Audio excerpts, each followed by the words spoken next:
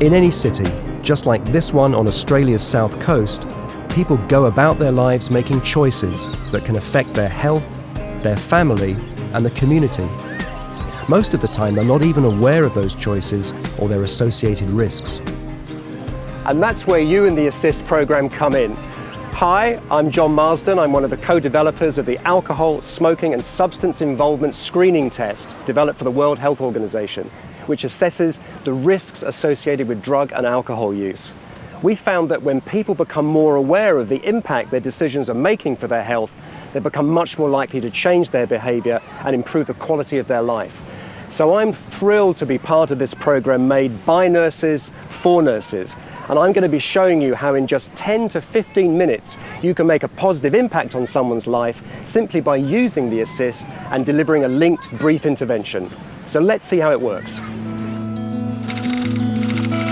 Mel is your average 30-year-old. She's ambitious, enjoys travelling, Here we go, girls. and likes a few drinks with her friends. Sauvignon Blanc this time. That's one.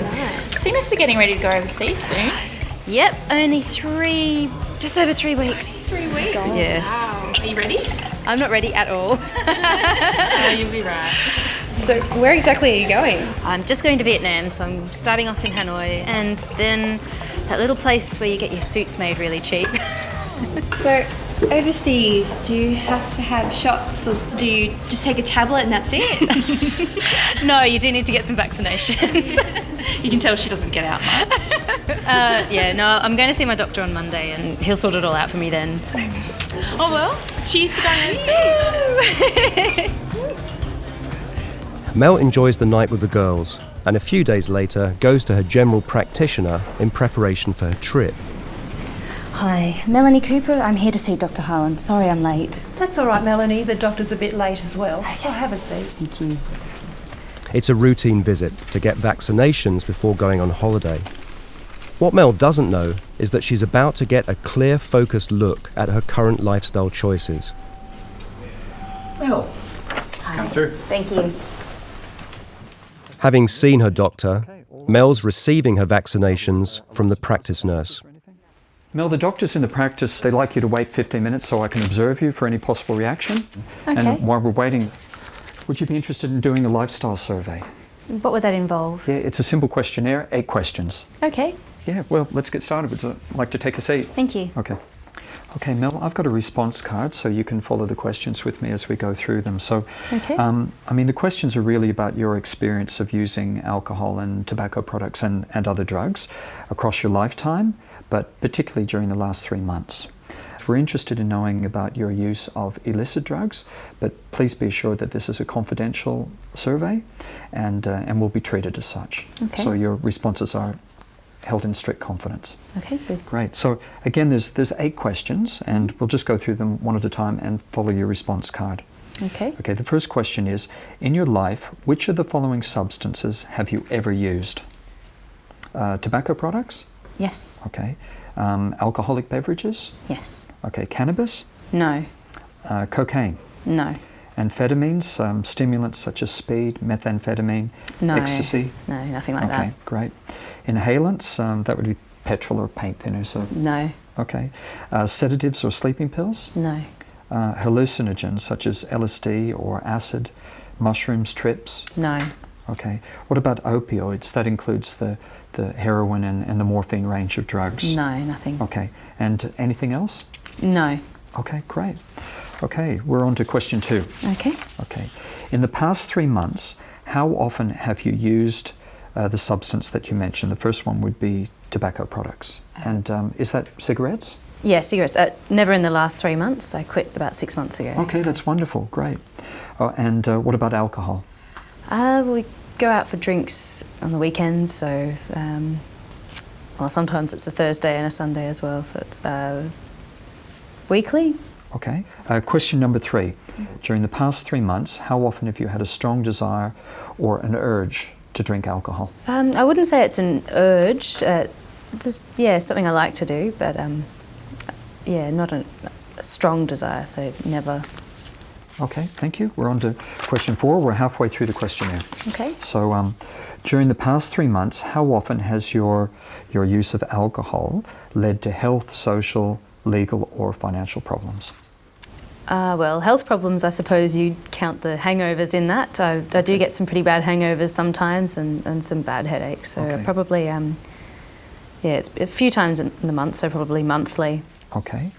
Question number 5. During the past 3 months, how often have you failed to do what was normally expected of you because of your drinking, because of your use of alcohol? Well, my boss has learnt never to schedule a meeting before 10 o'clock on a Friday morning. So, I used to miss a few meetings. So I'd probably say monthly. It's a few times the last month I haven't been able to get into work at all because of a hangover. Okay, so. Thank you, Mel. Thank you for telling me that. Okay, question number 6 is, has a friend or relative or anyone close to you ever expressed concern about your use of tobacco? Yes, but not in the past 3 months. Great. And what about alcohol? What about your alcohol consumption? Yes, my boss pulled me up just the other week and he was a bit concerned about, I'd obviously had a big night and I was missing work every so often. So Okay. Anybody else expressed concern to you? Yeah, a few of my colleagues have had a few words. Okay, Mel, question number 7. Have you ever tried to cut down on using tobacco products but failed? Yes, but not in the past 3 months. Okay, because you gave up some time ago quit 6 and you've months not ago. used since? No. Wonderful, that's great. Okay. Have you ever tried to cut down on using alcohol but failed? No, never. I've never seen the need to cut down. Okay, and we've got one final question, and I think you've largely already answered this. Have you ever used any drug by injection? No. Okay, that's great. Okay, that completes the survey, all 8 questions. Just give me a moment to tally up the results, and then we just need a minute or two to discuss that, and then I think it'll be time for you to go. All right, sure. All right, great. The assist questionnaire has only taken a few minutes. Now, Mel is curious to see what happens next. From the nurse's perspective, screening for drug and alcohol misuse is a great start. But the real difference is made by providing a targeted brief intervention. The assist gives a score related to the person's risk of related harm. That score can be low, moderate, or high. Let's see how Mel scored. Okay, thanks for waiting, Mel. That's great. Would you like to see the results? Okay. Okay, the good news is that you're in a low risk group for just about everything on the page that you can see there. And but you are in a moderate risk group for your use of tobacco, and you are in a moderate risk group for your drinking. And but you did give up some time ago. You did give up smoking, didn't you? Yeah, 6 months, yeah. That's great, wonderful. So it's really alcohol that we're concerned about today. So what does that actually mean? Well, Mel, if you look here, you're at moderate risk of these conditions. So we'll just go through them together.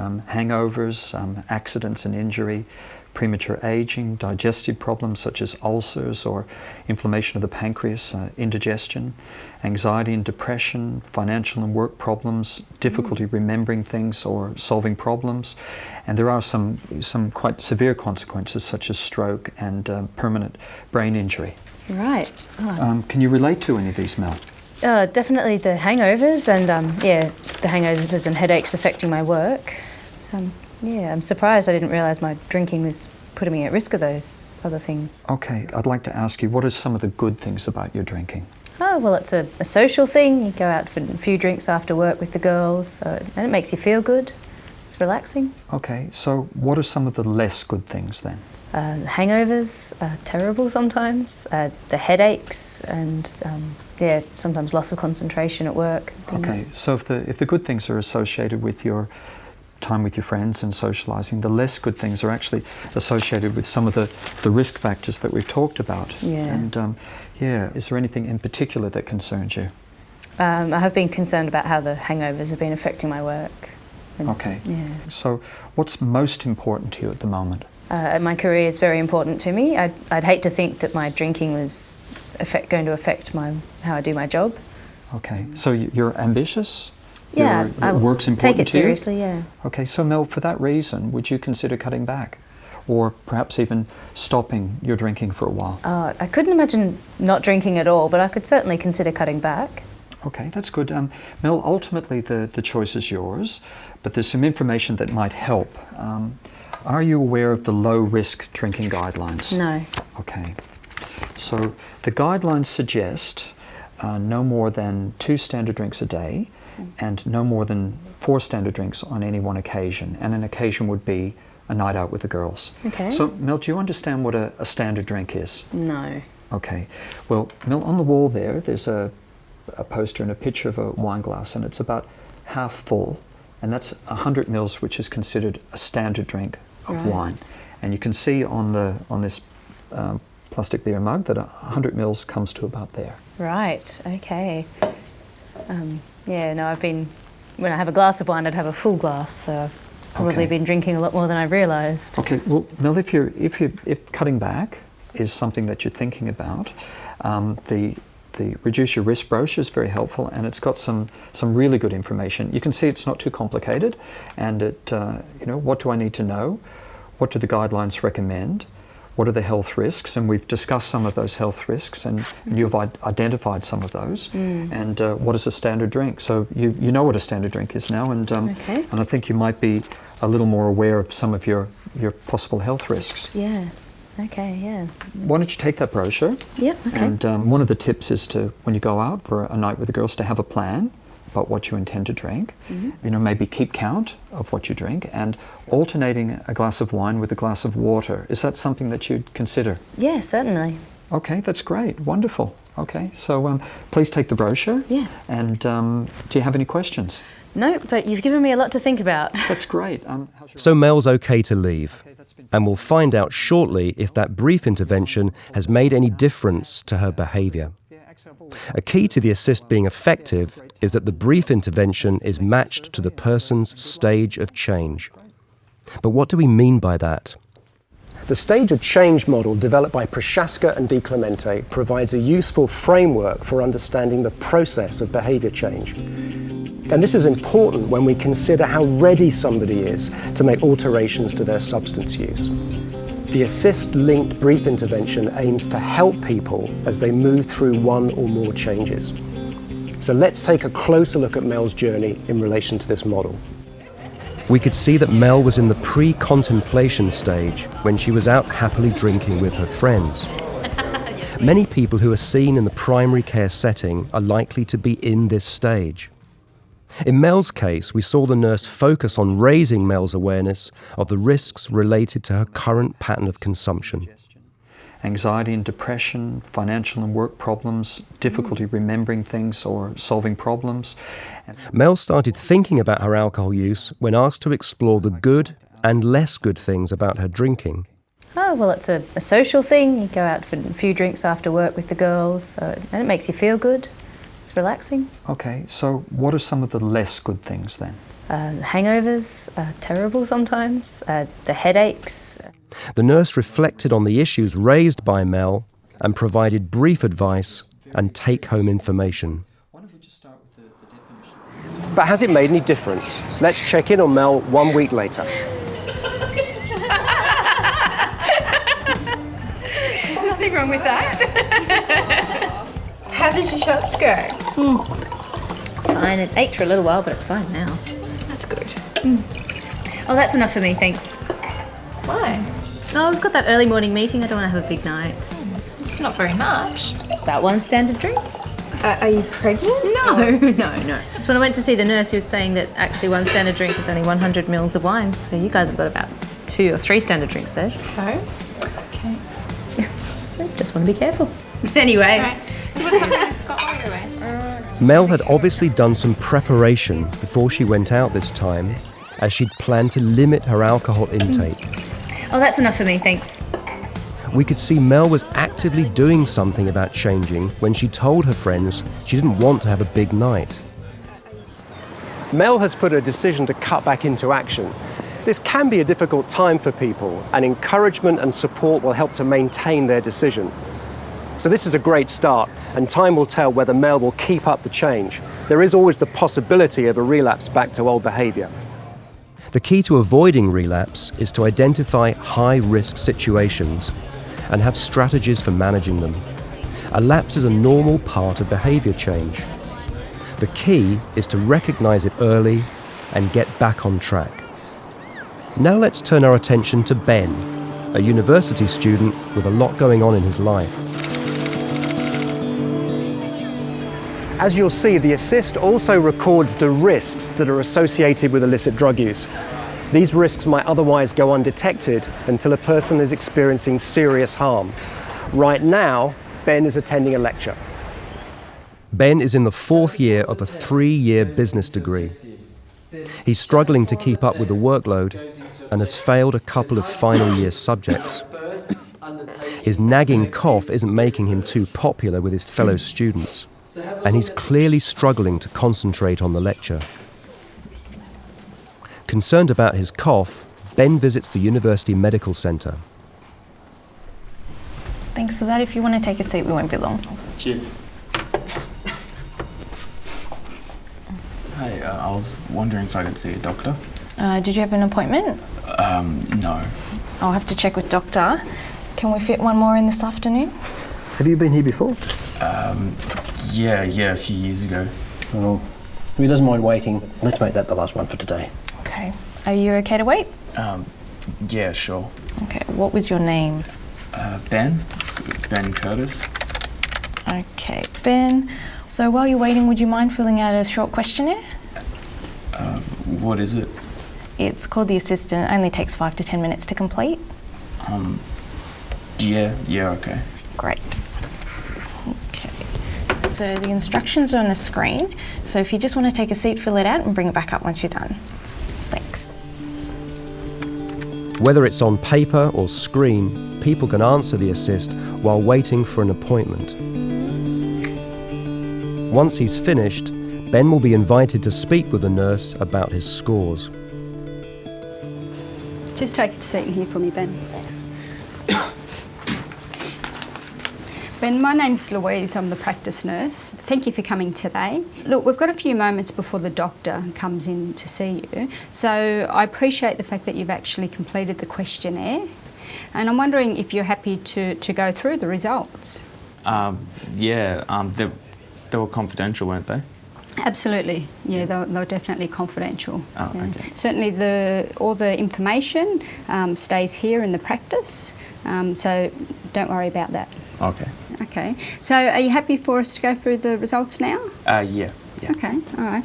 So I just want to draw your attention to the questionnaire, and as you'll see here, you've basically scored low-level risk for most of the substances, which is great. That's really good. Well done. But with the exception of 2, and that's cannabis and tobacco.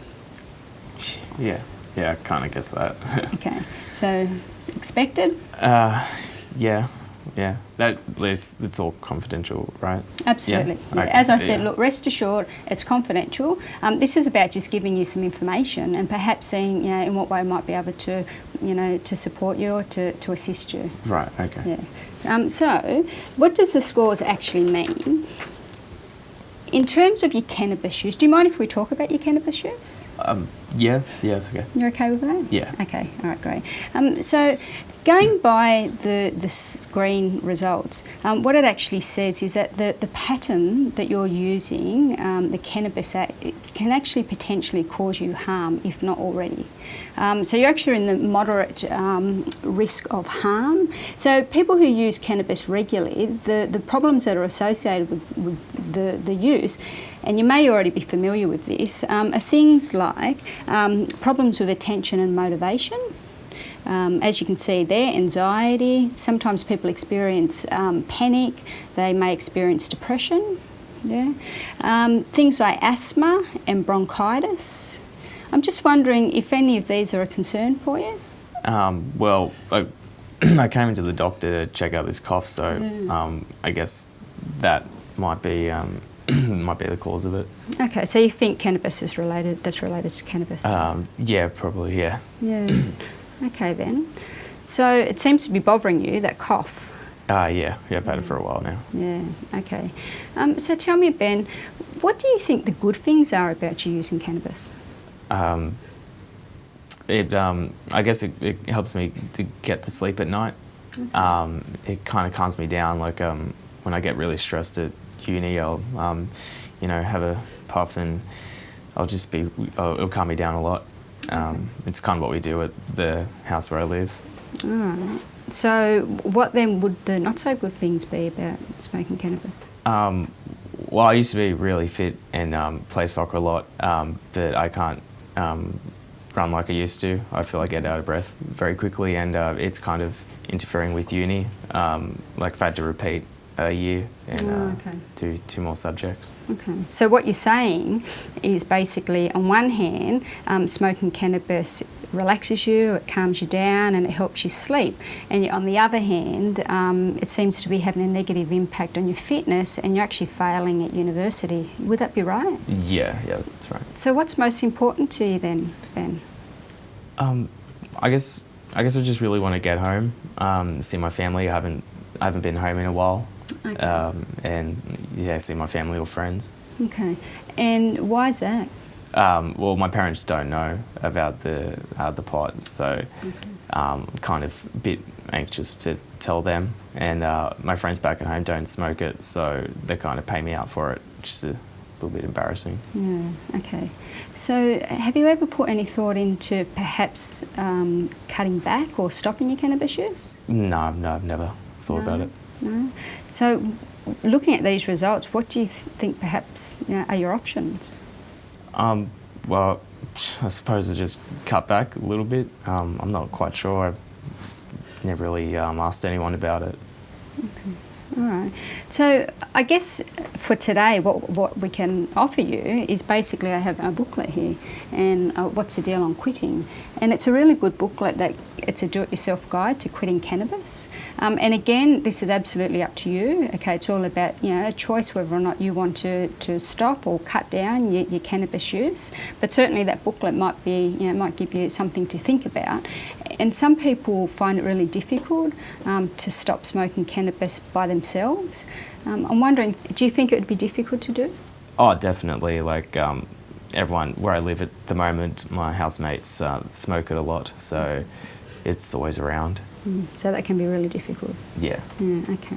So in addition to this booklet, what I'd like to give you then is a brochure perhaps to take away. I'm not sure if you're aware, but we actually have drug and alcohol services in the area, and they work all the time with people who are looking at cutting back or stopping cannabis use. So they have a support line. So I might just give you that brochure as well to see, it's something for you to think about in terms of changing your pattern of use. Okay. Yeah.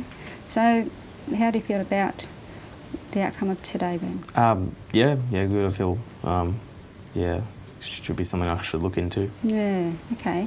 Look, thank you so much. I really appreciate the fact that you've taken the time, and the doctor should be available now. So You can see that by using the basic principles of motivational interviewing, the nurse was able to engage Ben and raise concerns about his cannabis use. She used the frames model to conduct the brief intervention. Providing personally relevant feedback is a key component of a brief intervention. For Ben, this started with the explanation of his assist score, and information was provided about the risks associated with his current cannabis use.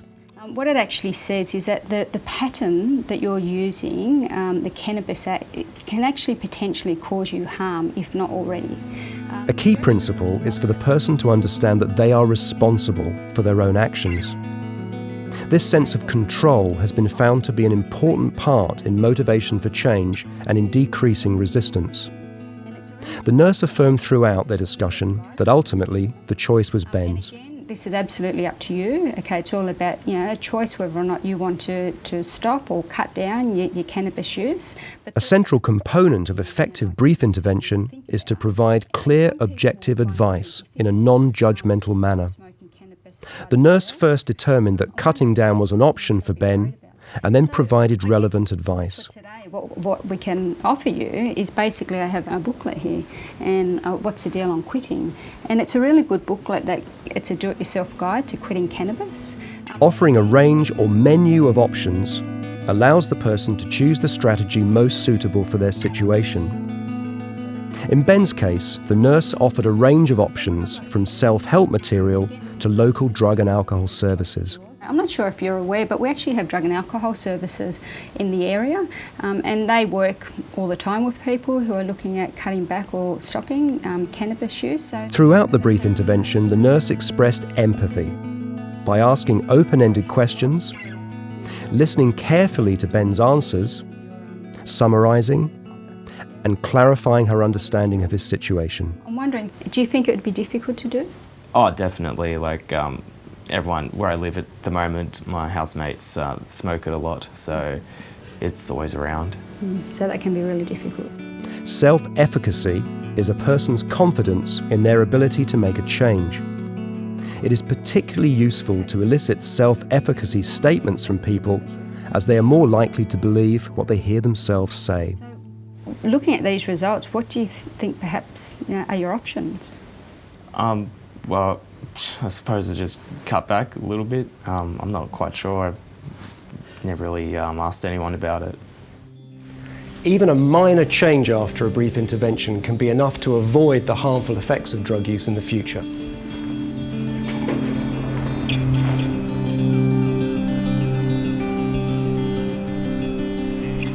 Although Ben has a long road ahead, he's certainly taking some positive steps.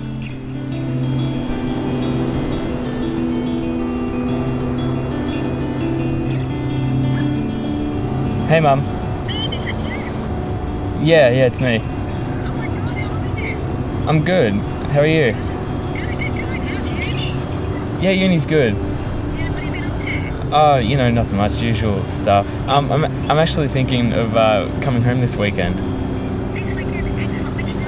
I'm thinking Friday? Yeah, that'd be good. I miss him. I love you too. Okay, bye. So as you've seen with Ben and Mel, the assist can make a difference in primary healthcare settings. Now let's explore how the assist can be used in acute care settings. I've been invited to attend an assist brief intervention training session for emergency department nurses. So the key is to link the appropriate intervention with a patient risk category. John. Jen, hi. Can I join you all? Please do. Hi, everyone. So we're now about to put theory into practice with a role play. And in this scenario, the patient is Eddie. Now, Eddie presents to the emergency department in the early hours of the morning following a fall. So let's meet Eddie. You should be able to get in and see him in about half an hour. If you'd just like to take a seat and someone will come and get you. Thank you. You're welcome.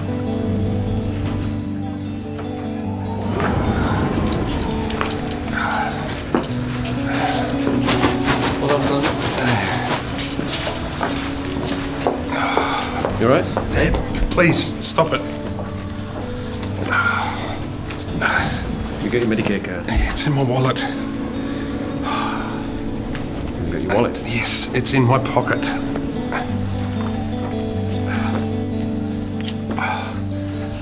I need to see a doctor. I've hurt my leg. All right, have you got your Medicare card there? Yeah.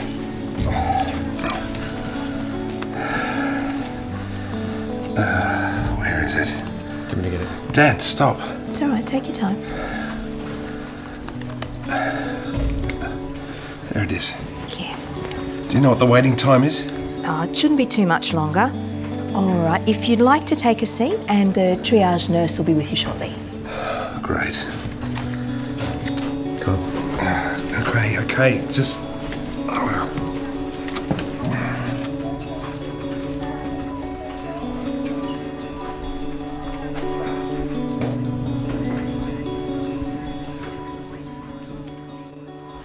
So let's do a role play. One person play the role of the nurse who's looking after Eddie the following day. You find a great opportunity just before lunch to administer the assist. For the person playing the role of Eddie, there's more information about him in your workbook. Go.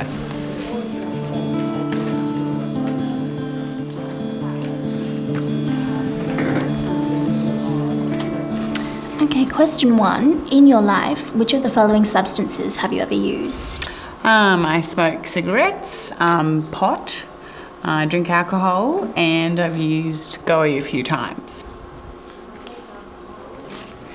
Question 2. So in the past 3 months, how often have you used the substance that you mentioned?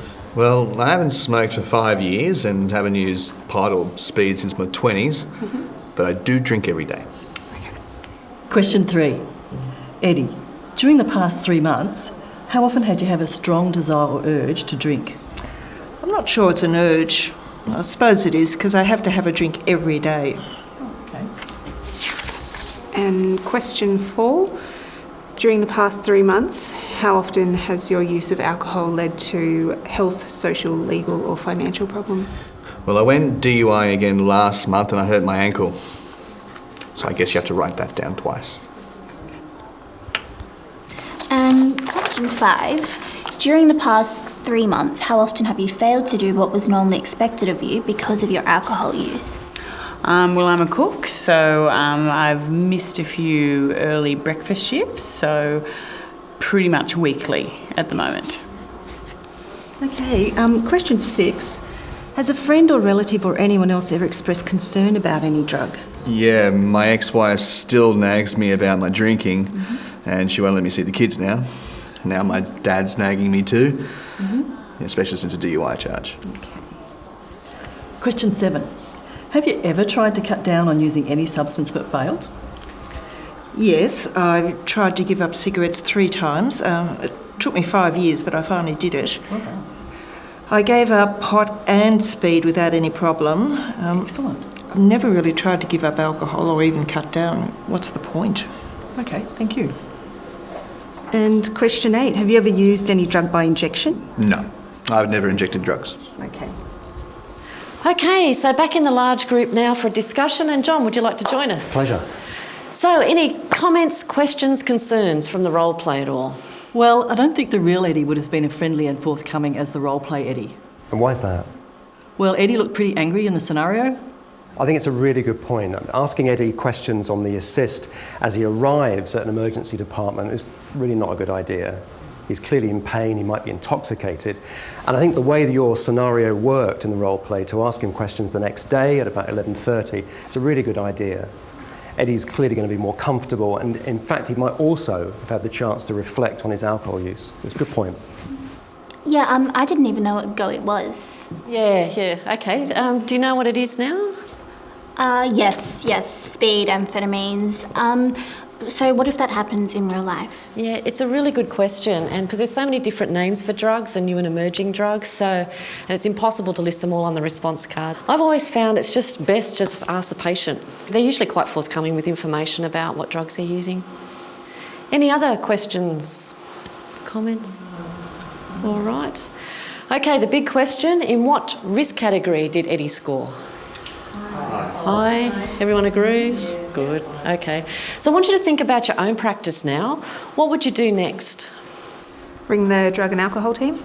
Ring the drug and alcohol team. Perhaps. Can anyone think of something before that? Do a brief intervention. Brief intervention. Excellent. Now, what would be the focus of your brief intervention, do you think? I think to help Eddie raise concern about his alcohol use and perhaps get him to agree to have a further assessment with the service. Terrific. Okay. So back in your pairs, let's do a brief intervention. Shall we? Yeah. Have a think about the situations where you can use the assist. Practicing with a linked brief intervention is a great way of building your confidence.